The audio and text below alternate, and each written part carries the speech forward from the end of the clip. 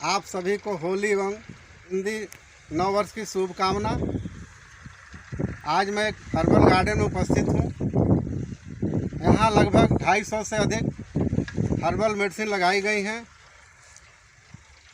आप देखते होंगे कि नदी नालों के किनारे या कहीं बेकार पड़ी ज़मीन पर बहुत से पौधे अपने से उग आते हैं। सभी का अपना अपना औषधीय महत्व होता है, कोई भी पौधा बेकार नहीं होता है। चरक ने यहाँ तक कहा है कि पृथ्वी पर जितने पौधे उत्पन्न हुए हैं उनका सबका अपना अपना औषधीय महत्व है। इसी संदर्भ में मैंने एक 10 जड़ी बूटियों की श्रृंखला बनाई है, जिसमें उसके लैटिन नेम, उनके पर्याय, उनकी फैमिली, उनके स्वरूप, गुण, कर्म, प्रयोग, मात्रा एवं विशिष्ट योग के बारे में बताने जा रहा हूँ। जब हम आयुर्वेदिक चिकित्सा की बात करते हैं तो हमारा ध्यान जड़ी बूटियों की तरफ आकर्षित हो जाता है। हमारे घर के आसपास, सड़क के किनारे, बगीचे में या कहीं बेकार पड़ी ज़मीन पर कई तरह के पौधे उगे हुए होते हैं, जिसकी हमें जानकारी और उपयोगिता का पता ही नहीं होता है। आयुर्वेद को सेहत का खजाना कहा जाए तो कोई गलत नहीं होगा। प्रत्येक जड़ी बूटियाँ अपने अंदर शारीरिक और मानसिक स्वास्थ्य के कई गुण समेटे हुए हैं। सामान्य लगने वाले पेड़ पौधे आश्चर्यजनक रूप से हमारे कई जटिल रोगों को ठीक कर सकते हैं। अगर हमें इनकी उपयोगिता मालूम हो तो हम कई रोगों को ठीक कर सकते हैं। पृथ्वी पर जितने भी पौधे हैं वे सभी किसी न किसी प्रयोग में आते हैं। कोई भी पौधा बेकार नहीं है, सभी का अपना अपना औषधीय महत्व है। इसी संदर्भ में मैंने एक हर्बल गार्डन से जड़ी बूटियों की श्रृंखला का निर्माण किया है, जिसमें उनके हिंदी नाम, संस्कृत नाम, लैटिन नाम, फैमिली, स्वरूप, गुण, कर्म, प्रयोग, प्रयोज अंग, मात्रा एवं विशिष्ट योग के बारे में बताया है। तो आइए अब हम देखते हैं इस श्रृंखला के पौधों के बारे में।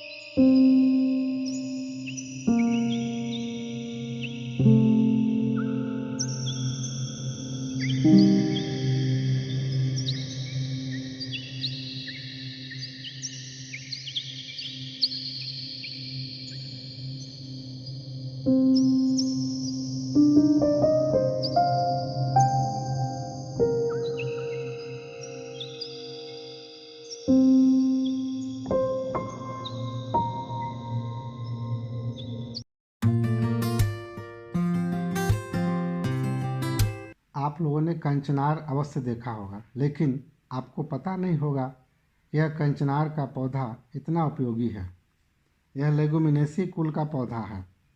इसे हिंदी में कचनार, संस्कृत में कई नामों से जाना जाता है, जैसे गंडारी यानी गंडमाला को नष्ट करने वाला, चमरिक, चमर के समान पुष्प होने से इसे चमरिक कहा गया है, युग्म पत्रक, दो पत्र आपस में जुड़े होने जैसा प्रतीत होता है, स्वल्प केसरी, पुष्प में अल्प मात्रा में केसर पाया जाता है।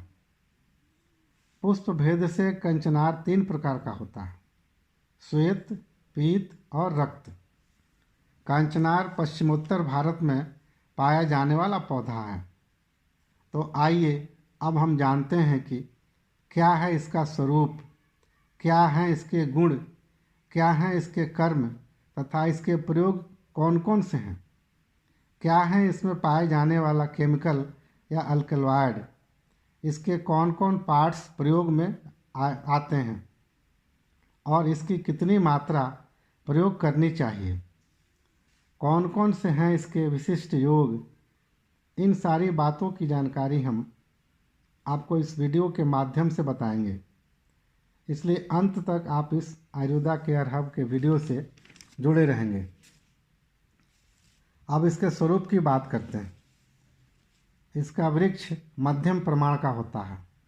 इसकी छाल धूसर वर्ण की होती है। पत्र खंडित हृदयाकृति के होते हैं।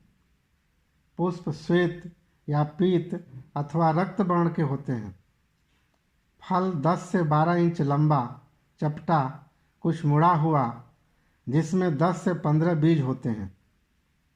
फरवरी से मार्च तक इसके पुष्प देखने को प्राय मिलते हैं। अप्रैल से मई महीने तक फल लगते हैं। कंचनार में कुछ केमिकल से अल्कलॉइड्स पाए जाते हैं, जैसे टैनिन, ग्लूकोज तथा भूरे रंग की गोंद तथा बीज से एक प्रकार का तेल निकलता है। अब हम गुणों की बात करते हैं। कंचनार के गुण रुक्ष लघु, रस कसाय, वीर्य शीत, विपाक कटु, प्रभाव गंडमाला नाशक। अब हम जानते हैं कि कंचनार के कर्म के बारे में। यह कफ और पित्त का शमन करता है। यह व्रण शोधन यानी कि उंड को क्लियर करता है। व्रण रोपण, उंड हीलर, कुष्ठग्न और सोथहर यानी एंटी इन्फ्लामेटरी भी है। लसिका ग्रंथियों पर इसकी विशेष क्रिया होती है और इसके शोथ को यह दूर करता है। कषाय रस होने से आर्तव स्राव को कम कर देता है। अब हम इसके प्रयोग की बात करते हैं।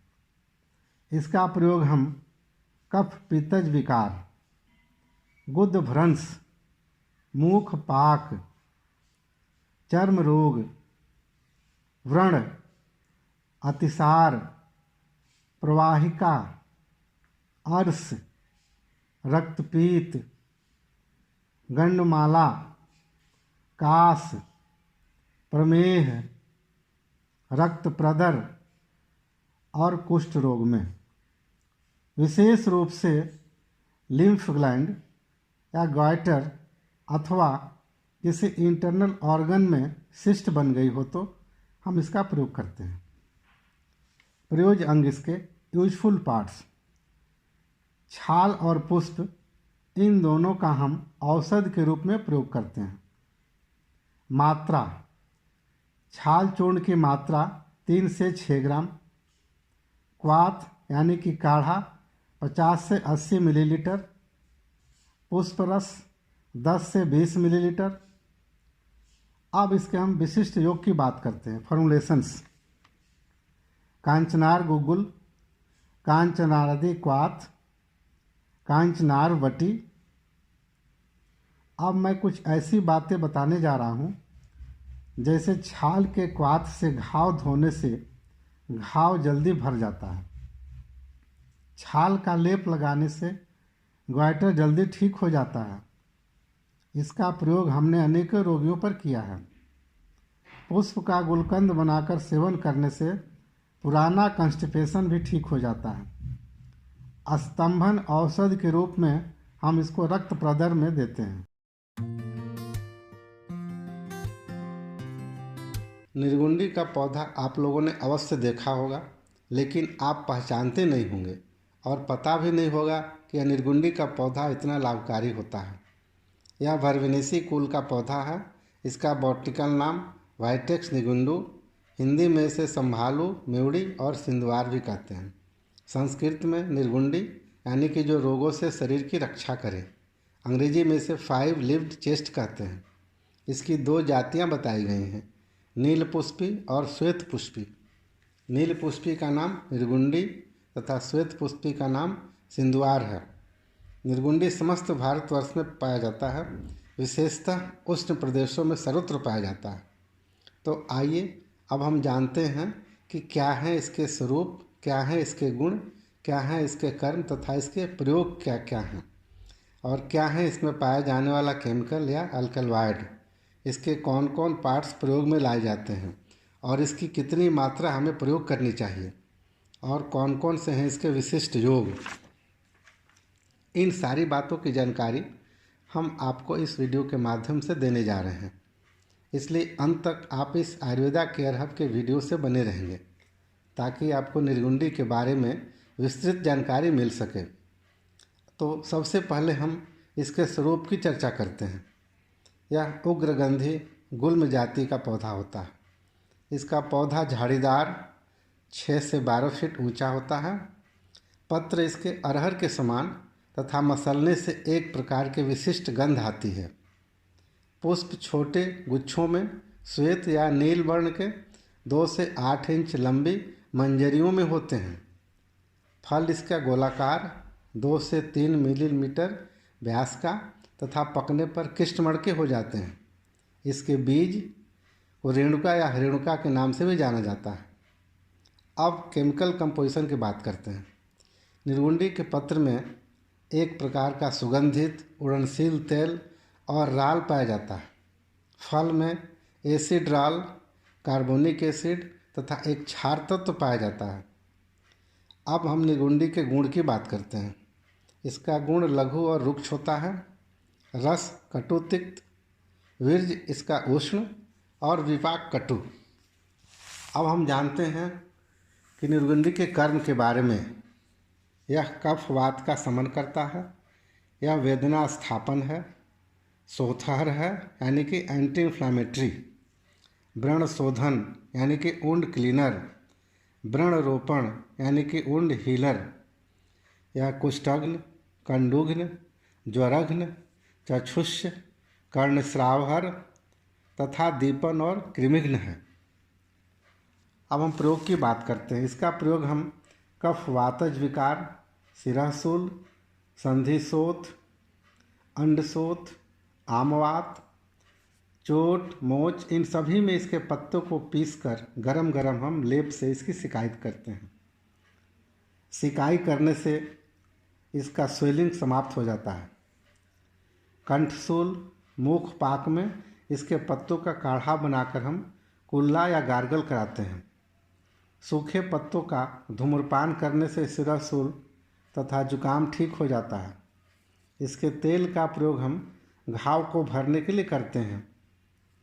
शिरःशूल, गृध्रसी यानी कि सेटिका, आमवात, संधिशोथ आदि वेदना प्रधान रोगों में इसका प्रयोग चूर्ण या बटी के रूप में करते हैं। यह अग्निमांद, अरुचि, कृमि या कृतशोथ, खांसी, मूत्राघात में बहुत सी लाभकारी है। विभिन्न प्रकार के ज्वर में इसके पत्र का स्वरस निकालकर अनुपान के रूप में प्रयोग करते हैं। इसका तेल कर्ण रोग में प्रयोग करते हैं। अब इसके कौन कौन से हम लोग अंग को प्रयोग में लाते हैं, यानी कि यूजफुल पार्ट्स इसके कौन कौन से हैं। पत्र, मूल और बीज। पत्र स्वरस 10 से 20 मिलीलीटर हम लोग प्रयोग करते हैं। पत्र या मूल का चूर्ण 3 से 6 ग्राम हम लोग प्रयोग करते हैं। बीज का चूर्ण 3 से 6 ग्राम। अब विशिष्ट योग इसके कौन कौन से होते हैं, यानी फार्मूलेशंस। निर्गुंडी कल्प और निर्गुंडी तेल।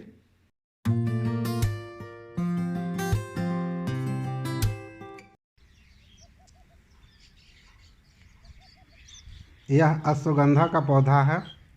अश्वगंधा का पौधा भारतवर्ष के प्राय सभी जगहों पर पाया जाता है, लेकिन आप जानते नहीं होंगे तथा आपको यह भी पता नहीं होगा कि अश्वगंधा का इतना औषधीय महत्व है और इतना लाभकारी भी पौधा है। यह सोलेनेसी कुल का पौधा है। इसका बॉटनिकल नाम विथेनिया सोमनिफेरा है। हिंदी में इसे अश्वगंध कहते हैं। संस्कृत में अश्वगंधा और वाराहकर्णी से कहते हैं। अश्वगंधा भारतवर्ष के प्राय सभी राज्यों में पाया जाता है। मध्य प्रदेश के मंदसौर जिले में इसकी सर्वाधिक खेती की जाती है, जहाँ से औषध निर्माण के लिए आपूर्ति की जाती है। देश भेद से यह 5 प्रकार का होता है। भूमि के प्रकार एवं जलवायु से इसके स्वरूप में अंतर आ जाता है। अब हम जानते हैं कि इसका स्वरूप क्या है, इसके गुण क्या हैं, इसके कर्म तथा इसके प्रयोग क्या क्या हैं। क्या है इसमें पाया जाने वाला केमिकल या अल्कलॉइड, इसके कौन कौन से अंग प्रयोग में लिए जाते हैं और इसकी कितनी मात्रा हमें प्रयोग करनी चाहिए, कौन कौन से हैं इसके विशिष्ट योग। इन सभी बातों की जानकारी आपको इस वीडियो के माध्यम से मैं देने जा रहा हूँ। इसलिए अंत तक इस आयुर्वेदा केयर हब के वीडियो के साथ आप बने रहेंगे ताकि अश्वगंधा के बारे में आपको विस्तृत जानकारी मिल सके। सबसे पहले हम इसके स्वरूप की चर्चा करते हैं। इसका झाड़ीदार पौधा 1 से 5 फीट तक ऊंचा होता है। पत्र 2 से 4 इंच लंबा लटवाकार होते हैं। पुष्प पीत हरित चीलम के आकार के गुच्छों में रहते हैं। फल इसके 0.25 से 0.3 इंच डायमीटर के, गोल, रसभरी के सदृश तथा पकने पर लाल हो जाते हैं। बीज छोटे पीले वृक्काकार, चिकने और चपटे होते हैं।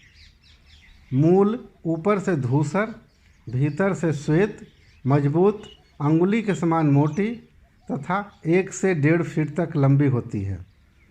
इसके मूल से अश्व के समान गंध आती है, इसलिए इसे अश्वगंधा कहते हैं।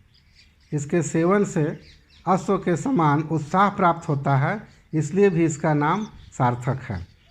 शरद ऋतु में पुष्प तथा बाद में इसके फल लगते हैं। वर्षा ऋतु में इसके बीज लगाए जाते हैं। जनवरी से मार्च तक इसकी फसल की कटाई की जाती है तथा जड़ को औषध निर्माण के लिए रख लिया जाता है। अब इसके केमिकल कंपोजिशन की बात करते हैं। इसके मूल में क्यूसीहाइग्रीन, एनाहाइग्रीन, ट्रोपिन, एनाफेरिन आदि 13 प्रकार के अल्कलॉइड पाए जाते हैं।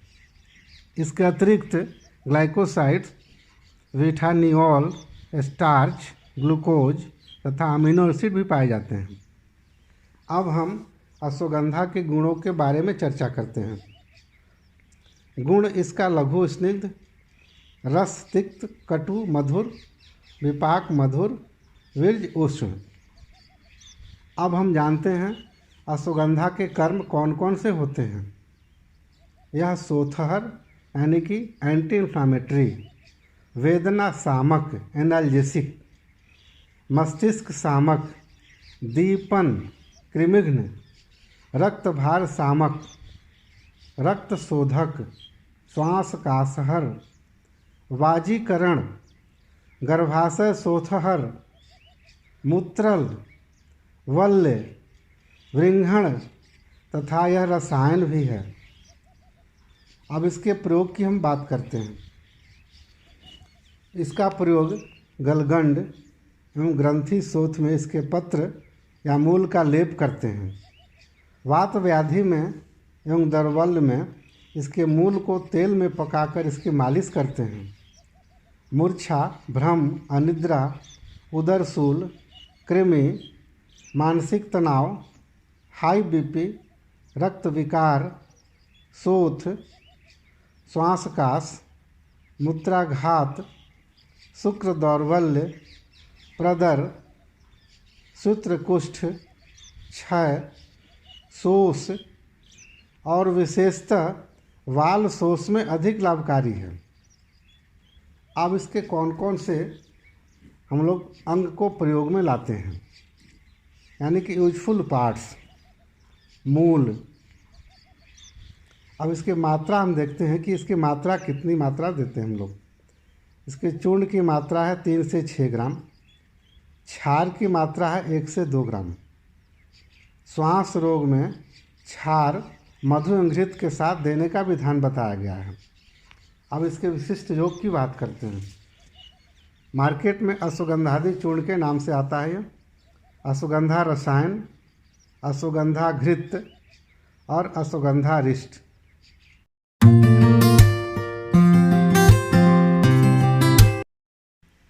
आप लोगों ने नीम का वृक्ष अवश्य देखा होगा, लेकिन इसके औषधीय गुणों के बारे में आपको जानकारी नहीं होगी कि नीम का वृक्ष इतना उपयोगी पौधा है। यह मैलियेसी कुल का वृक्ष है। इसे हिंदी में नीम कहते हैं।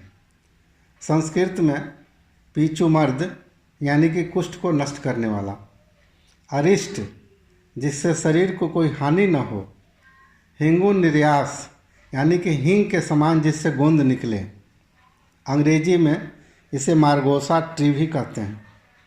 भारतवर्ष में सर्वत्र पाया जाता है।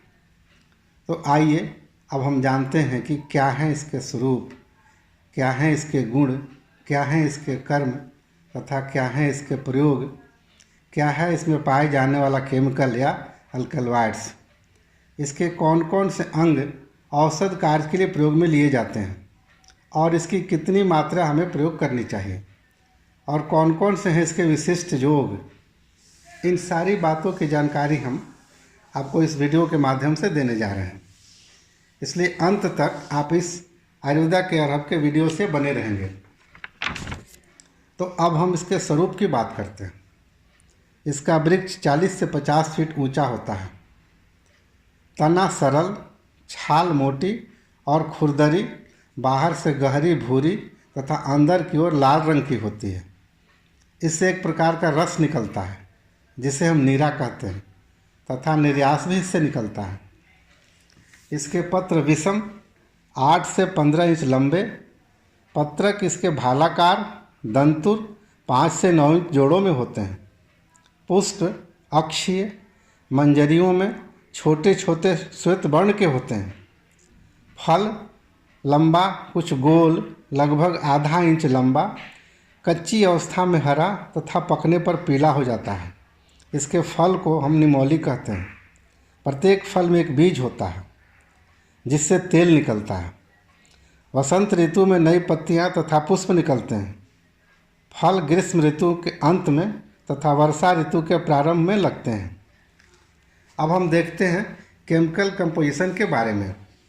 इसके छाल में निम्बीन, निम्बिनीन, निम्बिडीन, निम्बोएस्टेरॉल, उड़नशील तैल, टैनिन, मार्गोसिन नामक एक तिक्त द्रव्य होता है।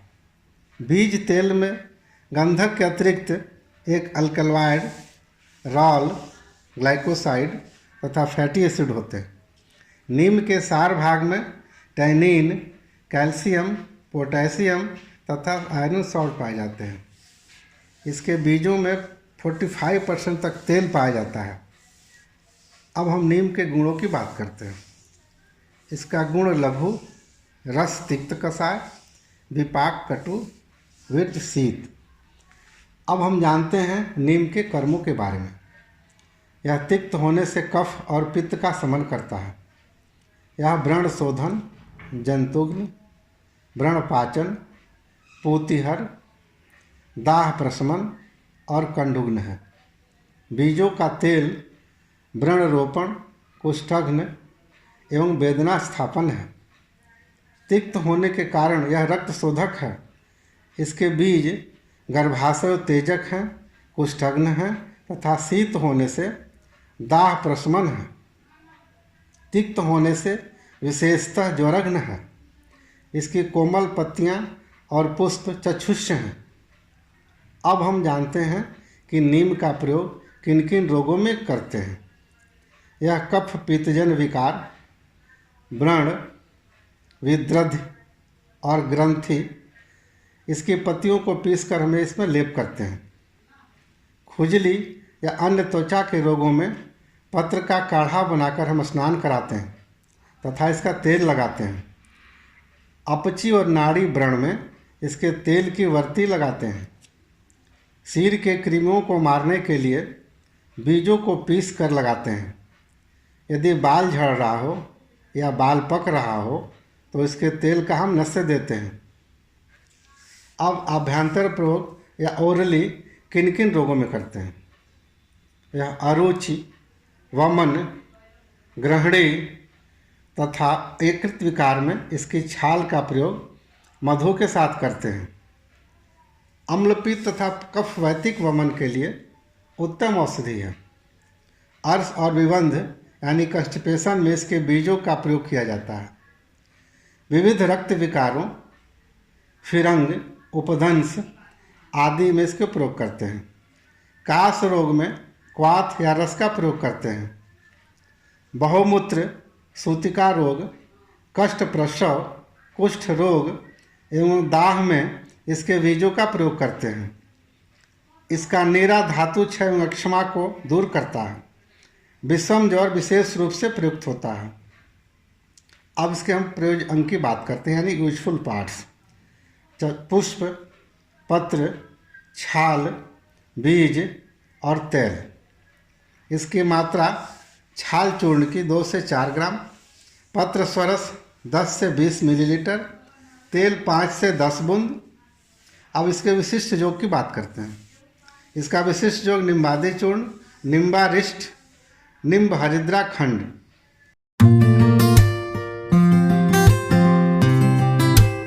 यह एरंड का पौधा है। इसे आप लोगों ने अवश्य देखा होगा, लेकिन इसके औषधीय गुणों के बारे में आपको जानकारी नहीं होगी कि एरंड इतना उपयोगी पौधा है। इसका लैटिन नेम रिसिनस कम्युनिस है। यह यूफोर्बिएसी कुल का पौधा है। इसे हिंदी में अंडी और रेंडी भी कहते हैं।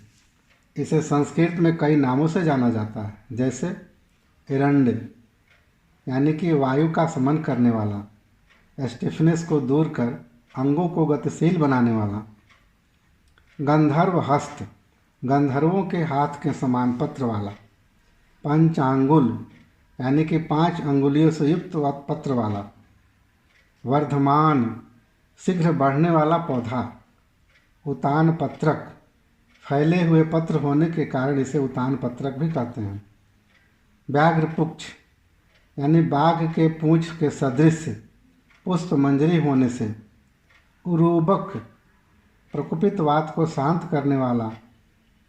इसका पौधा प्राय सभी स्थानों पर पाया जाता है। इसकी खेती भी की जाती है। जाति भेद से यह 2 प्रकार का होता है, श्वेत और रक्त। अब हम जानते हैं कि कैसा होता है इसका स्वरूप, क्या हैं इसके गुण और कर्म, क्या हैं इसके प्रयोग तथा क्या है इसमें पाया जाने वाला केमिकल या अल्कलॉइड्स। इसके कौन कौन से अंग प्रयोग में लाए जाते हैं और इसकी कितनी मात्रा हमें प्रयोग करनी चाहिए तथा कौन कौन से हैं इसके विशिष्ट योग। इन सारी बातों की जानकारी हम आपको इस वीडियो के माध्यम से देने जा रहे हैं, इसलिए आप अंत तक इस आयुर्वेदा केयर हब के वीडियो से बने रहेंगे। अब हम स्वरूप की बात करते हैं। इसका पौधा 18 फीट तक या अधिक भी ऊंचा होता है। पत्र हरा 30 से 60 सेंटीमीटर डायमीटर के खंडित तथा अंगुली जैसा 5 से 11 खंडों से युक्त होते हैं। पुष्प यूनिसेक्सुअल यानी एक लिंगी होता है। फल कंटक सदृश गोल, बीज आयताकार चिकना, अनेक वर्ण और चित्रित होते हैं। बीजावरण कठिन होता है। फरवरी माह में पुष्प तथा मार्च में फल लगते हैं। अब हम केमिकल कंपोजिशन के बारे में जानते हैं। इसमें एक प्रकार का तेल, मांससार तथा फाइबर्स होते हैं। इसके अतिरिक्त एमाइलेज, इन्वर्टेज होते हैं। बीजों में एक अल्बुमिन जातीय राइसिन नामक विषाक्त तत्व होता है।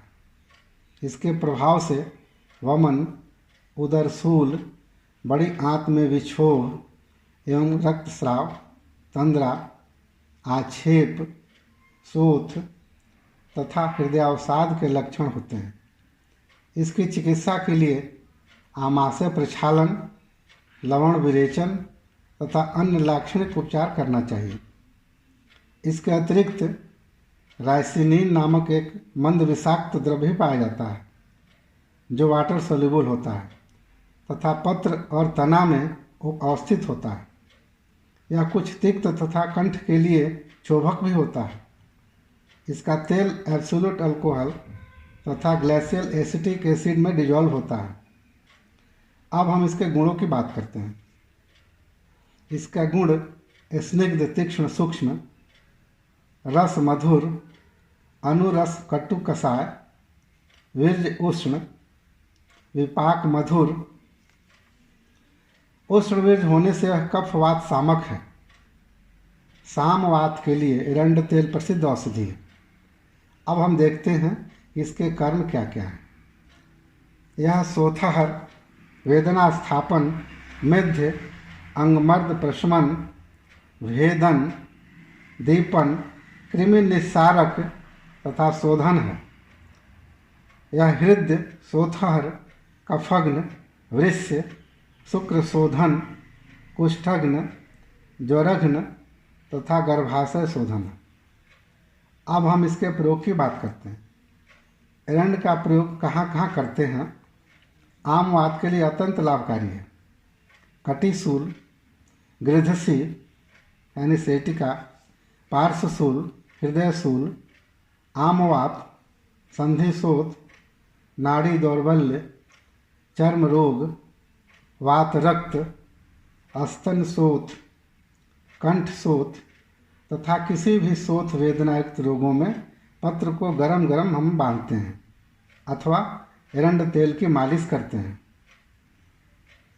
आभ्यंतर प्रयोग की यदि हम बात करते हैं तो यह पक्षाघात यानी कि पैरालिसिस, अर्दित फेशियल पैरालिसिस, कंपवात, आमवात, गृध्रसी यानी सेटिका आदि वात विकारों तथा सिराशूल, अंगमर्द आदि रोगों में किया जाता है।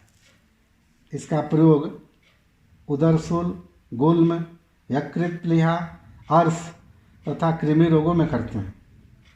मूत्रकृक्ष और वस्तिशूल में देने से वेदना शांत होती है। इसका प्रयोग हम शुक्र में शुक्र विकार, स्तन दोष, योनि व्यापत तथा वृद्धि रोगों में करते हैं। एरंड के पत्र अंकुर को जल में पीसकर छानकर सर्प विष वाले रोगी को पिलाते हैं। इससे वमन और विरेचन होकर सर्प विष निकल जाता है। अब हम देखते हैं कि कौन कौन से अंग हम प्रयोग में लाते हैं, यानी कि यूजफुल पार्ट्स। इसके मूल, पत्र, बीज और तेल हम प्रयोग में लाते हैं। अब मात्रा के संबंध जानते हैं। मूल कल्क या पत्र कल्क की मात्रा है 10 से 20 ग्राम, बीज 2 से 6 दाने, तेल 5 से 15 मिलीलीटर। इसके विशिष्ट योग हैं एरंड पाक, एरंड मूलादिक्वाथ, एरंड सप्तक्वाथ। यह धतूर का पौधा है। आप केवल जानते होंगे कि धतूर का फूल शिव जी पर ही चढ़ाया जाता है, लेकिन इसके औषधीय गुण जानकर आप हैरान हो जाएंगे कि यह इतना उपयोगी पौधा है। यह सोलनेसी कुल का पौधा है। इसका लैटिन नेम धतूरा मेटल है। इसे हिंदी में धतूरा कहते हैं। संस्कृत में धतूर, धुतूर, उन्मत्त यानी कि मादक के अर्थ में बताया गया है। कनक यानी कि बीज पीत वर्ण का होने से। मातुल मादक के अर्थ में प्रयुक्त हुआ है। घंटा पुष्प, इसके फूल घंटे के आकृति के होने से अंग्रेजी में से थॉर्न एप्पल कहते हैं। इसका पौधा प्राय सभी जगहों पर पाया जाता है। जात भेद से मुख्यतः 2 प्रकार का होता है, काला धतूरा और सफ़ेद धतूरा। अब हम जानते हैं कि इसका स्वरूप कैसा होता है और क्या हैं इसके गुण और कर्म, इसके प्रयोग क्या क्या हैं, इसमें पाया जाने वाला केमिकल या अल्कलॉइड कौन कौन से हैं, इसके कौन कौन से अंग का प्रयोग हम औषध के रूप में करते हैं और इसकी कितनी मात्रा हमें प्रयोग करनी चाहिए तथा कौन कौन से हैं इसके विशिष्ट योग। इन सारी बातों की जानकारी हम आपको इस वीडियो के माध्यम से देने जा रहे हैं। इसलिए अंत तक आप इस आयुर्वेदा केयर हब के वीडियो से बने रहेंगे ताकि इन सभी बातों की जानकारी आपको मिल सके। अब हम इसके स्वरूप की बात करते हैं। इसका पौधा 3 से 5 फीट तक ऊंचा, कुछ झाड़ीदार होता है। पत्र 3 से 6 इंच लंबा, अखंड, विषमाकार होते हैं। पुष्प 5 से 7 इंच लंबे, घंटाकार होते हैं। फल गोलाकार, 1.5 इंच व्यास का, कंटकित, नीचे कुछ झुका हुआ होता है। फल पकने पर विषम रूप से फटता है, जिससे पीले या भूरे रंग का चपटा बीज बाहर निकल जाता है। पुष्प मुख्यतः वर्षा ऋतु में तथा फल इसके बाद लगते हैं। अब हम इसके केमिकल कंपोजिशन की और अल्कलॉइड के बारे में जानते हैं। इसमें मुख्य अल्कलॉइड एस्कोपोलामाइन तथा अल्प मात्रा में हायोसाइमिन, एट्रोपिन, नॉर हायोसाइमिन होते हैं। इसमें मुख्य रूप से मीटियोलिडीन नामक अल्कलॉइड पाया जाता है और फल पकने पर बीजों में एक तेल 16% तक होता है। इसके अतिरिक्त क्लोरोजेनिक एसिड भी होता है इसमें। इसका गुण अब जानते हैं हम लोग। इसका गुण लघु रुक्ष, बेवायु विकासी, रस तिक्त कटु, विपाक कटु, वीर्य उष्ण। प्रभाव इसका है मादक अब हम इसके कर्म के बारे में जानते हैं। यह उष्ण होने से वात कफ का सामक है।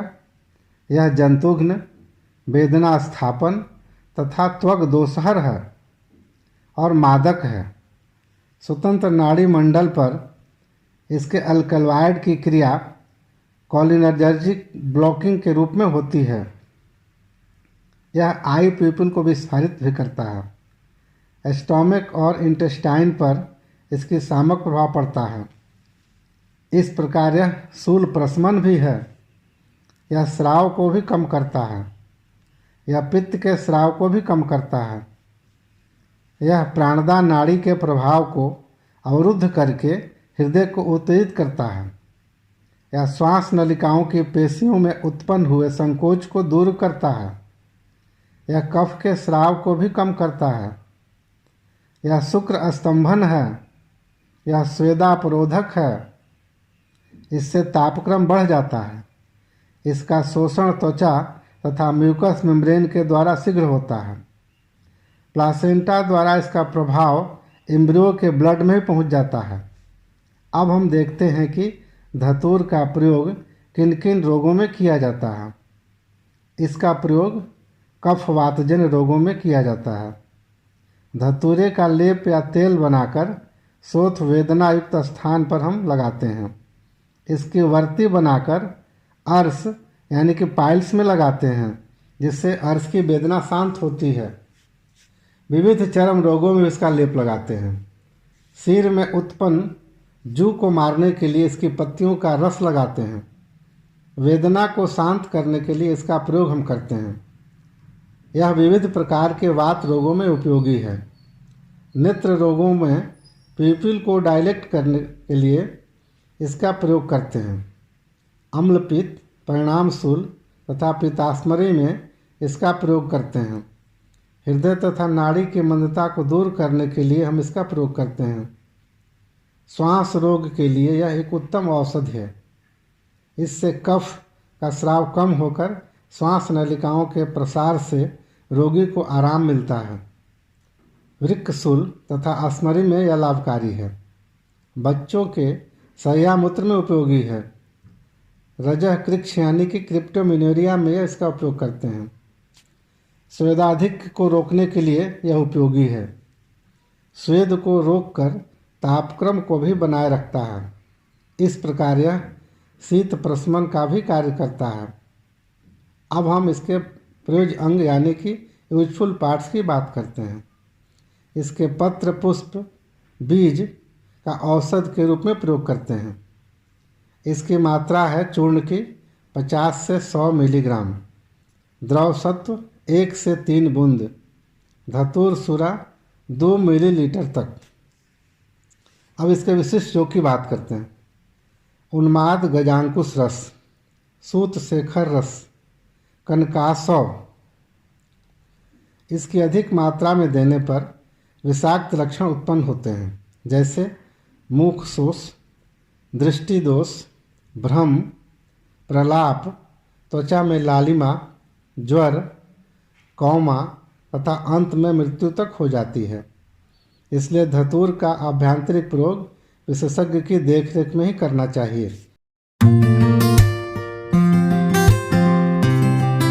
यह आप जो देख रहे हैं यह मुस्तक का पौधा है। यह धान के खेतों में प्राय निकल आता है। इसे निकाल कर हम फेंक देते हैं। मोथा को खेतों की फसल को नष्ट करने वाली घास भी माना जाता है, लेकिन आपको यह पता नहीं होगा कि यह इतना लाभकारी औषधीय पौधा है जो हमारे अनेक रोगों की रामबाणी औषधि माना जाता है। यह साइप्रेसी कुल का पौधा है। इसका लैटिन नेम साइप्रस रोटेंडस है। इसे हिंदी में मोथा या नागर मोथा भी कहते हैं। संस्कृत में मुस्तक, मुस्ता, वारिद यानी मेघ के सदृश से श्याम वर्ण का या जल से संबंध होने के कारण इसे वारिद भी कहते हैं। अंग्रेजी में इसे नट ग्रास कहते हैं। इसकी 3 जातियां बताई गई हैं। मुस्तक यानी भद्र मुस्तक, नागर मुस्तक और जल मुस्तक। मोथा का पौधा समस्त भारतवर्ष में जलीय तथा नमी वाले स्थानों में पाया जाता है। तो आइए अब हम जानते हैं कि क्या है इसका स्वरूप, क्या है इसका गुणकर्म तथा इसके प्रयोग क्या क्या हैं, क्या है इसमें पाए जाने वाला केमिकल या अल्कलॉइड्स, इसके कौन कौन से अंग प्रयोग में लाए जाते हैं और इसकी कितनी मात्रा हमें प्रयोग करनी चाहिए, कौन कौन से हैं इसके विशिष्ट योग, इन सारी बातों की जानकारी हम आपको इस वीडियो के माध्यम से देने जा रहे हैं। इसलिए अंत तक आप इस आयुर्वेदा केयर हब के वीडियो से बने रहेंगे, क्योंकि आपको मोथा के बारे में विस्तृत जानकारी मिल सके। सबसे पहले हम इसके स्वरूप की बात करते हैं। इसका पौधा आधा से 2 फीट तक ऊंचा होता है। इसका तना पतला, गहरे हरे रंग का, त्रिकोणाकार, पत्र लंबा, अगला भाग कुछ नुकीला, पुष्प 2 से 8 इंच लंबे, इसकी जड़ काले या भूरे रंग की, भीतर से श्वेत, अंडाकार, आधा इंच व्यास के, सुगंधित तथा इसमें अनेक कंद लगे होते हैं। इसके कंद सूअर को अति प्रिय हैं, इसलिए सूअर इसकी जड़ खोदकर खाते हैं। अब हम केमिकल कंपोजिशन और अल्कलॉइड की बात करते हैं। इसके कंद में एक सुगंधित तेल 20 to 28% तक होता है। इसके अतिरिक्त प्रोटीन 5%, स्टार्च 22% तथा कार्बोहाइड्रेट 24% तक होता है। अब हम इसके गुण तथा कर्मों के बारे में जानते हैं। गुण लघु रुक्ष, रस तिक्त कटु कषाय, विपाक कटु, वीर्य शीत। इसका रस तिक्त कटु कषाय होने से यह कफ का तथा शीत होने से पित्त का सामक है। इसका लेप त्वक दोषहर, सोथहर, लेखन तथा स्तन्य जनन है। यह मेध्य तथा नाड़ी बल्य है। यह दीपन पाचन, ग्राही, कृमघ्न, तृष्णा निग्रहण यानी प्यास को कम करने वाला। मोथा दीपन पाचन द्रव्यों में सर्वोत्तम माना गया है। यह रक्त प्रसादन, कफघ्न, मूत्रल, ज्वर, बल्य और विषग्न है। अब हम इसके प्रयोग के बारे में जानते हैं। यह कफ पित्तजन्य विकारों में प्रयुक्त किया जाता है। सबसे पहले हम इसके बाहर प्रयोग की बात करते हैं। यह कंडों यानी खुजली या त्वचा के विकारों में इसकी जड़ का लेप करते हैं। स्तनों पर लेप करने से स्तनों की वृद्धि होती है और दूध बढ़ता है। नेत्र रोगों में अंजन करते हैं। अब हम आभ्यंतरिक प्रयोग या ओरली प्रयोग की बात करते हैं।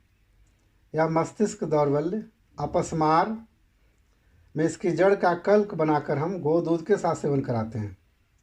यह अरुचि, वमन, अग्निमांद, अजीर्ण, ग्रहणी, तृष्णा यानी अधिक प्यास लगना तथा कृमि रोग में इसका प्रयोग करते हैं। उधर कृमि होने पर इसकी कुछ अधिक मात्रा हमें देनी पड़ती है। यह वमन, रक्त विकार, श्वासकाश, मूत्रकृक्ष, रजोरोध, सूतिका रोग, स्तन्य विकार, कंडू, पामा यानी कि एक्जिमा आदि चर्म रोगों में इसका सेवन करते हैं। ज्वर में प्रयोग कराने से ज्वर शांत हो जाता है। अधिक प्यास लगना आदि उपद्रव शांत होते हैं तथा बल की वृद्धि होती है। दौर्बल्य तथा अनेक विषों में इसका हम प्रयोग कराते हैं। अब हम यूजफुल पार्ट्स की बात करते हैं। इसका यूजफुल पार्ट्स कंद होता है। इसकी मात्रा है 3 से 6 ग्राम। क्वाथ की मात्रा है 50 से 100 मिलीलीटर। अब हम देखते हैं कि कौन कौन से इसके विशिष्ट योग हैं।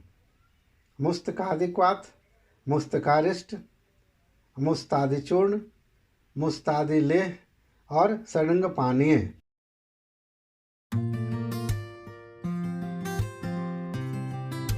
यह अर्जुन का पौधा है। इसे आप लोगों ने अवश्य देखा होगा, लेकिन यह पता नहीं होगा कि अर्जुन का पौधा इतना लाभकारी है और अनेक रोगों में प्रयोग किया जाता है। यह कम्ब्रिटेसी कुल का पौधा है। इसका लैटिन नेम टर्मिनेलिया अर्जुन है। हिंदी में इसे अर्जुन, काहू तथा कहुआ भी कहते हैं। संस्कृत में अर्जुन धवल यानी बाहरी छाल श्वेत होने से इसे धवल कहते हैं। ककुभ विस्तृत होने के कारण इसे ककुभ कहा गया है। इंद्रद्रुव, बड़ा वृक्ष होने से इसे इंद्रद्रुव कहते हैं। वीर वृक्ष, तना दृढ़ होने से इसे वीर वृक्ष कहा गया है। नदी सर्ज, नदी नालों के किनारे अधिक होता है इसलिए इसे नदी सर्ज कहते हैं। यह प्राय सभी जगहों पर पहाड़ी क्षेत्रों में नदी नालों के किनारे इसकी कतारें देखी जाती हैं। अब हम जानते हैं कि कैसा होता है इसका स्वरूप, क्या हैं इसके गुणकर्म तथा क्या हैं इसके प्रयोग, क्या हैं इसमें पाया जाने वाला केमिकल तथा अल्कलॉइड, और कौन कौन से अंग इसके प्रयोग में लाए जाते हैं, और इसकी कितनी मात्रा हमें इस प्रयोग करनी चाहिए, कौन कौन से हैं इसके विशिष्ट योग। इन सारी बातों की जानकारी हम आपको इस वीडियो के माध्यम से देने जा रहे हैं, इसलिए अंत तक आप इस आयुर्वेदा केयर हब के वीडियो से बने रहेंगे, क्योंकि अर्जुन के बारे में आपको विस्तृत जानकारी मिल सके। सबसे पहले हम इसके स्वरूप की बात करते हैं। इसका वृक्ष लगभग 60 से 80 फीट ऊंचा होता है। तना सरल, छाल बाहर से सफ़ेद चिकनी तथा भीतर से कोमल होती है। यह स्थूल और रक्तवर्ण की होती है। पत्र अमरूद के जैसा आयताकार, 4 से 6 इंच लंबा और इसके आधा करीब चौड़ा होता है। पुष्प श्वेत या पीताभ मंजरियों में लगे रहते हैं। फल कमरख के सदृश किंतु आकार में छोटे, 1 से 1.5 इंच व्यास से और 5 से 7 पक्ष वाले होते हैं। ग्रीष्म ऋतु में इसके पुष्प आते हैं और शीत या बसंत ऋतु में फल पकते हैं। अब हम देखते हैं इसके केमिकल कंपोजिशन और अल्कलॉइड। इसकी छाल में बीसीटोसिरोल, इलेगिक एसिड, अर्जुनिक एसिड, अर्जुनिटिन, फ्राइडिलिन और इसके अतिरिक्त टैनिन 20 से 25%, कैल्शियम 0.33%, मैग्नीशियम 0.078%, एल्युमिनियम 0.067% तथा फल में 7 to 20% टैनिन होता है। अब हम गुणकर्म के बारे में जानते हैं। गुण लघु रुक्ष, रस कषाय, विपाक कटु, वीर्य शीत, इसका प्रभाव हृद होता है। इसके कर्म कषाय लघु रुक्ष होने से यह कफ का तथा शीत होने से पित्त का शमन करता है। यह कषाय होने से रक्त स्तंभन, संधानीय और व्रणरोपण है। कषाय होने से यह स्तंभन है। इससे हृदय की पोषण क्रिया अच्छी होती है। हृदय की पेशी को शक्ति प्राप्त होती है। इससे हृदय का स्पंदन ठीक और सबल हो जाता है तथा स्पंदन की संख्या भी कम हो जाती है। इससे सूक्ष्म रक्त वाहिनियों का संकोच भी होता है, जिससे रक्त भार बढ़ता है। इस प्रकार इससे हृदय सशक्त और उत्तेजित होता है। यह रक्त प्रसादन तथा रक्त स्तंभन है। इसमें स्थित कषाय रस तथा कैल्शियम के लवण रक्त स्तंभन में सहायक होते हैं। इससे ब्लड कैपिलरीज के द्वारा होने वाले रक्त का स्राव भी कम होता है, जिससे यह शोथ को दूर करता है। यह कषाय होने से कफग्न, मूत्र संग्रहणीय, सामक, स्तंभन, त्वक विकार, संधानीय, मेदोहर, विषघ्न, ज्वरघ्न तथा हृदय को पुष्ट करने के कारण यह बल्ल है। अब हम इसके प्रयोग की बात करते हैं। यह कफ पित्त जन्य रोगों में प्रयुक्त होता है। रक्त स्राव रोकने के लिए तथा व्रणों में इसके स्वरस या पत्र चूर्ण का हम प्रयोग करते हैं। अस्थि भग्न में इसकी छाल का हम लेप लगाते हैं। रक्तातिसार रक्तार्स में बहुत ही उपयोगी है। हृदय रोग, रक्त विकार, रक्तपीत तथा शोथ रोग में इसका हम सेवन कराते हैं। क्षयज कास तथा रक्तपीत में इससे रक्त आना बंद हो जाता है।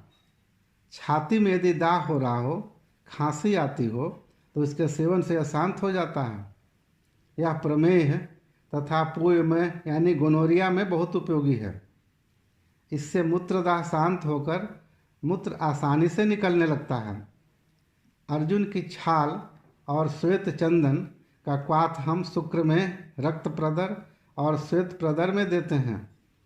जीर्ण ज्वर में इसके सेवन कराने से ज्वर शांत हो जाता है। अस्थि भग्न में इसकी छाल का सेवन हम क्षीर पाक के रूप में करते हैं।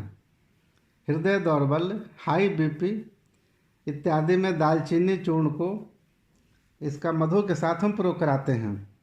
इससे हार्ट में आई ब्लॉकेज भी ठीक हो जाता है।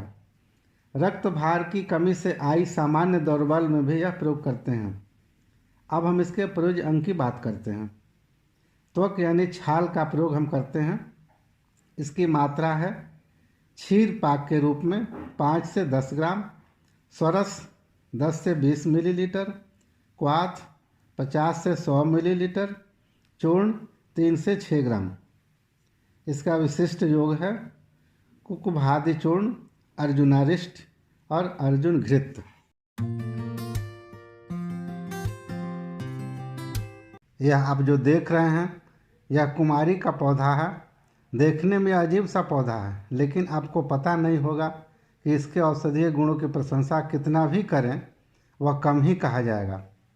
आयुर्वेद में इसे घृत कुमारी के रूप में महाराजा का स्थान दिया जा सकता है एवं औषध की दुनिया में इसे संजीवनी कहना उचित होगा। यह हमारे अनेक रोगों की रामबाण औषधि है। यह लिलियेसी कुल का पौधा है तथा इसका लैटिन नेम एलोवेरा है। इसे हिंदी में हम घिक्वार, ग्वारपाठा तथा ढेकवार भी कहते हैं। इसे संस्कृत में कुमारी, घृत कुमारी और गृह कन्या भी कहते हैं। अंग्रेजी में इसे इंडियन एलो कहते हैं। इसका मूल उत्पत्ति स्थान अफ्रीका है, लेकिन अब भारतवर्ष में यह सर्वत्र पाया जाता है। सौंदर्य प्रसाधन के रूप में मांग को देखते हुए इसकी खेती अर्थ लाभ के लिए बहुतायत से की जा रही है। तो आइए अब हम जानते हैं कि क्या है इसका स्वरूप, क्या है इसका गुण कर्म तथा क्या है इसमें पाया जाने वाला केमिकल और अल्कलॉइड्स। इसके कौन सा अंग प्रयोग में लाया जाता है, इसकी कितनी मात्रा हमें प्रयोग करनी चाहिए और कौन कौन से हैं इसके विशिष्ट योग। इन सारी बातों की जानकारी हम आपको इस वीडियो के माध्यम से देने जा रहे हैं, इसलिए अंत तक आप इस आयुर्वेदा केयर हब के वीडियो से बने रहेंगे, क्योंकि एलोवेरा के बारे में आपको विस्तृत जानकारी मिल सके। सबसे पहले हम इसके स्वरूप की बात करते हैं। इसका पौधा 1 से 2 फीट तक ऊंचा होता है। पत्र 15 इंच लगभग लंबा, 4 इंच चौड़ा, मांसल, कंटकित, दंतुर, पत्तियों के भीतर घी के समान एक चिपचिपा मज्जा होती है। पौधा के मध्य से लंबा पुष्प ध्वज निकलता है, जिसमें रक्ताभ पुष्प निकलता है। शीतकाल के अंत में पुष्प और फल लगते हैं। इसके पत्र को काटने पर उससे एक पीले रंग का रस निकलता है, जो ठंडा होने पर जम जाता है। उसे कुमारी सार कहते हैं। इसे कुमारी सार, महासार और कन्यासार भी कहते हैं। हिंदी में इसे एलुआ और मुसब्बर भी कहते हैं। अंग्रेजी में इसे एलूज कहते हैं। अब हम इसके केमिकल कंपोजिशन और अल्कलॉइड के संबंध में बात करते हैं। इसमें एलोइन नामक ग्लूकोसाइड समूह होता है, जिसके कारण इसकी क्रिया होती है। इसके अतिरिक्त कुछ इसमें रॉल तथा एक सुगंधित तेल भी पाया जाता है। अब हम इसके गुण और कर्मों के बारे में जानते हैं। इसका गुण गुरु स्निग्ध पिच्छिल, रस कटु, वीर्य शीत, विपाक तिक्त। अब एलुआ या मुसब्बर के गुण के बारे में बात करते हैं। एलुआ लघु, रुक्ष, तीक्ष्ण और उष्ण होता है। अब हम देखते हैं कि कुमारी या ग्वारपाठा के कर्म क्या हैं। यह तिक्त होने से कफ पित्तहर है। यह सोथहर, वेदना स्थापन तथा व्रणरोपण। अल्प मात्रा में यह दीपन पाचन, भेदन, यकृत तेजक तथा अधिक मात्रा में विरेचन और कृमिघ्न है। इसकी कुछ क्रिया छोटी आंत पर होती है, जिससे पित्त का प्रवाह बढ़ जाता है, लेकिन विशिष्ट क्रिया बड़ी आंत की पेशियों पर होती है, जिससे प्रबल संकोच होने लगता है और कुछ ग्लैंड्स का प्रभाव भी बढ़ जाता है। इसकी क्रिया और दस्त होने में 10 से 12 घंटे लग जाते हैं। अधिक मात्रा में देने से दस्त के साथ मरोड़ और कुंथन और कभी कभी रक्त भी आ जाता है। सामान्य मात्रा में देने पर मल सामान्य रंग का तथा बंध कर आता है। इसकी क्रिया में विलंब होने का कारण यह है कि स्मॉल इंटेस्टाइन में जाने पर जब पित्त के साथ मिलता है तभी अधिक एक्टिवेट हो जाता है। इससे एनस के पास रक्ताधिक्य भी होता है, जिसके कारण इसका अधिक प्रयोग करने पर अर्श यानी कि पाइल्स होने की संभावना बढ़ जाती है। यह रक्त शोधक, सोथहर और मूत्रल भी है। स्निग्ध पिच्छिल होने से अदृश्य है। एलुआ उष्ण होने से यूट्रस में ब्लड सर्कुलेशन को तेज कर देता है। यूट्रस के मसल्स को उत्तेजित कर उनका संकोच बढ़ा देता है। इसी कारण से यह आर्तवजनन तथा गर्भस्रावकर है। यह त्वक्दोस्वर तथा ज्वरघ्न है। अब हम इसके प्रयोग के बारे में जानते हैं। यह कफपैथिक विकारों में प्रयोग किया जाता है। शोथ वेदना युक्त स्थान पर मुसब्बर का हम लेप करते हैं। जीर्ण व्रण में मुसब्बर का चूर्ण बनाकर उस पर लगाते हैं। कुमारी पत्र के गुद्देदार भाग पर हल्दी का चूर्ण छिड़ककर शोथ वेदना युक्त तथा प्लीहा वृद्धि में बांधते हैं। इसका स्वरस निकालकर हम नेत्र रोग में डालते हैं। पत्र मज्जा दाहयुक्त पीड़ा शिरो रोग तथा नेत्र रोग में बांधते हैं। अग्निमांद, उदर रोग, गुल्म, प्लीहा, यकृत वृद्धि, उदरशूल, विबंध तथा कृमि रोग में इसका स्वरस का प्रयोग करते हैं। कृमि रोग विशेषतः थ्रेड वॉर्म में एलोवेरा की बस्ती देते हैं। मूत्रकृक्ष, शुक्र दौर्बल्य, रक्त विकार, शोथ रोग में इसका स्वरस तथा रजोरोध यानी कि एमिनोरिया में हम एलुआ का प्रयोग करते हैं तथा इसकी वर्ती को जोनी में रखते हैं। सामान्य दौर्बल्य में पत्र मज्जा का पाक करके देते हैं। यह इंटेस्टाइनल फ्लोरा को बढ़ाता है, यानी कि यह अच्छे बैक्टीरिया के स्तर को बढ़ाता है। इंसुलिन को एक्टिवेट कर टाइप 2 डायबिटीज को कंट्रोल भी करता है। यह इम्यूनिटी पावर को बढ़ाता है। एलर्जी को दूर भी करता है। इससे ब्लड प्योर होता है तथा जोड़ों के दर्द से राहत हमें मिलती है। यह त्वचा को अंदर से हाइड्रेटेड रखता है तथा चेहरे का ग्लोइंग बढ़ाता है। नियमित रूप से सेवन करने से कील मुहासे दूर हो जाते हैं। आजकल प्राय सभी कॉस्मेटिक प्रोडक्ट में जैसे तेल, shampoo, face powder, face cream, gel आदि अन्य कई प्रोडक्ट्स में कुमारी यानी कि एलोवेरा का मुख्य रूप से प्रयोग किया जाता है। अब हम देखते हैं कि इसके प्रयोज्य अंग, मात्रा तथा विशिष्ट योग के बारे में। इसका प्रयोज्य अंग पत्र है। मात्रा इसकी पत्रस्वरस की 10 से 20 मिलीलीटर। एलुआ का चूर्ण हम लोग 250 से 500 मिलीग्राम तक करते हैं। विशिष्ट योग कुमारी आसव, कुमारिकावटी, रजः प्रवर्तनी वटी, कुमारी पाक। यह आप जो देख रहे हैं यह आमलकी यानी आंवला का वृक्ष है। इसे अमृत फल या कल्प वृक्ष के नाम से भी जाना जाता है। हिंदू धर्म ग्रंथों में आंवले के पौधे की पूजा की जाती है। ऐसा माना जाता है कि आंवले के पौधे की जड़ में भगवान विष्णु का वास होता है।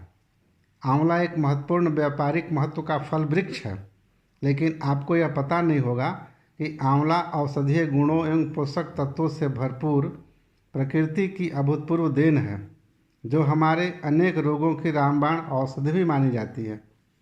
यह यूफोर्बिएसी कुल का पौधा है। इसका लैटिन नाम एम्बेलिका ऑप्शनेलिस है। इसे संस्कृत में आमलकी, धात्री, आमलक और अमृत फल भी कहा गया है। हिंदी में इसे आंवला कहते हैं। अंग्रेजी में एम्बेलिक मैरोबेलिन कहते हैं। जाति भेद से आंवला 2 प्रकार का बताया गया है। वन्य आंवला जो छोटा और कठिन होता है। ग्राम्य आंवला बड़ा होता है, मृदु होता है और मांसल होता है। यह भारत में सर्वत्र पाया जाता है। तो आइए अब हम जानते हैं कि क्या है इसका स्वरूप, क्या है इसका गुण कर्म। तथा इसके प्रयोग क्या हैं और क्या है इसमें पाया जाने वाला केमिकल या अल्कलॉइड्स, इसके कौन कौन से अंग हमें प्रयोग में आते हैं और इसकी कितनी मात्रा प्रयोग करनी चाहिए और कौन कौन से हैं इसके विशिष्ट योग, इन सारी बातों की जानकारी हम इस वीडियो के माध्यम से देने जा रहे हैं। इसलिए अंत तक आप इस आयुर्वेदा केयर हब के वीडियो से बने रहेंगे क्योंकि आपको आंवला के बारे में विशेष जानकारी प्राप्त हो सके। अब हम इसके स्वरूप की बात करते हैं। इसका पौधा मध्यम परिमाण का 20 से 25 फीट ऊंचा होता है।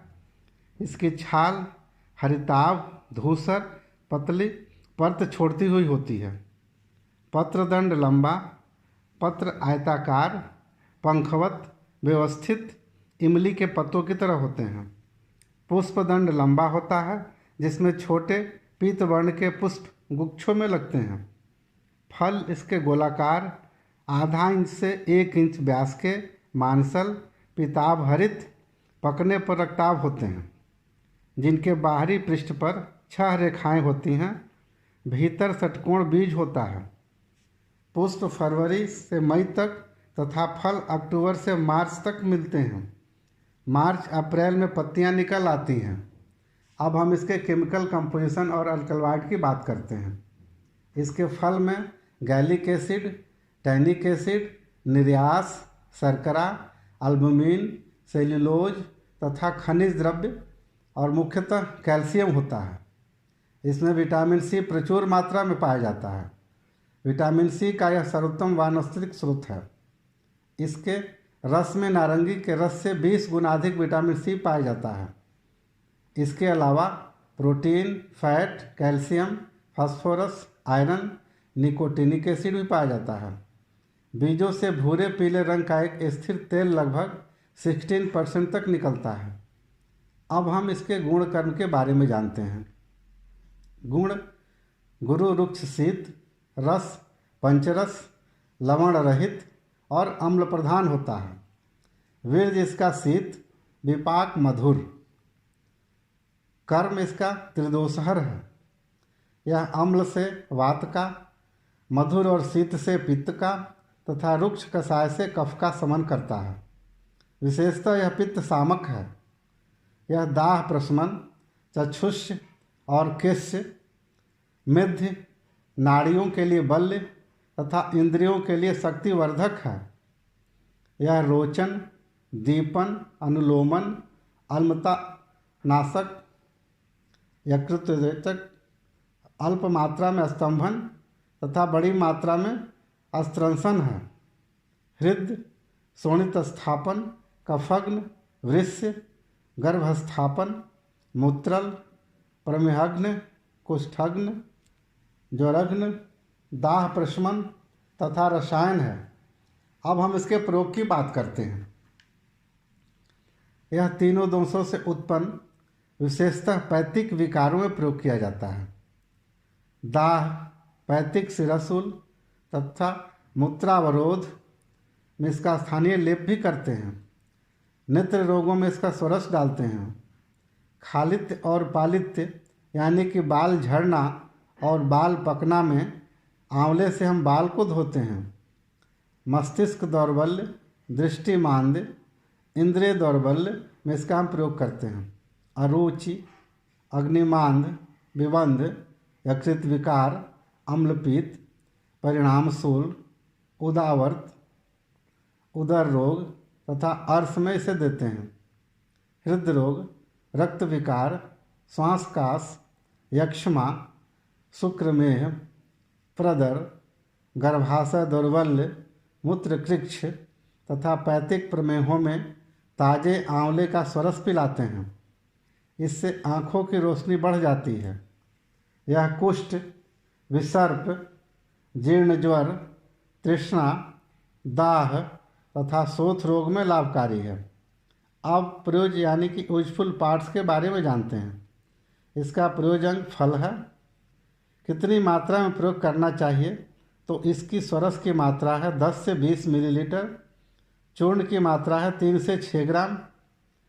विशिष्ट योग है च्यवनप्राश अवलेह, ब्रह्म रसायन, धात्री लौह, धात्री रसायन और आमल की रसायन।